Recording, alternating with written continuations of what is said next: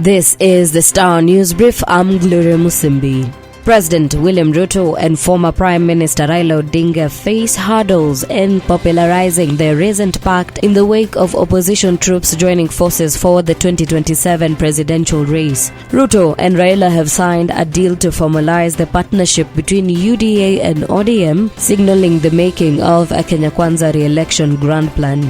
Details of the deal are yet to be disclosed, but sources intimated that ODM could get more cabinet and principal secretary slots in the immediate term and that a pre-2027 election alliance cannot be ruled out. Get a copy of The Star by subscribing to our e-paper for 40 shillings by logging on to www.mgazette.com. President William Ruto and his political rival turned confidant Raila Odinga are silently crafting a cooperation agreement akin to the 1998 KANU-NDP deal. This is part of the agreement reached when the two political titans met in Mombasa this week. The agreement, to be signed by UDA Secretary General Hassan Omar and his ODM counterpart Edwin Sifuna, will be ruled out by next week.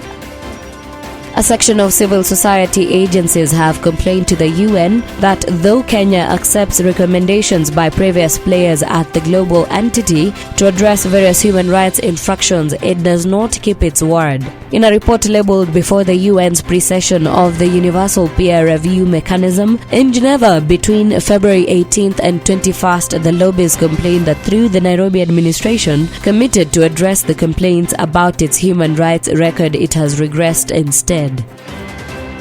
A man convicted of killing his 2.5-year-old son did not get a chance to plead for mercy before the High Court, and that turned out to be his saving grace. Roma Furaha was convicted of poisoning his son Lawrence Roma on September 2nd, 2018. Furaha also took the poison but survived, while the child was not so lucky. The man, 22 at the time, was sentenced to 30 years without being given a chance to mitigate. The High Court convicted him on April 21st, 2020. When Santosh Matthews and his wife bore a child with disability in July 2000, many people stigmatized him and called him a curse. This is despite living in one of the most developed countries in the world, the US. Santosh's son's death in 2019 sparked an urge in him to start an organization, Love Without a Reason, to help children with cleft lips.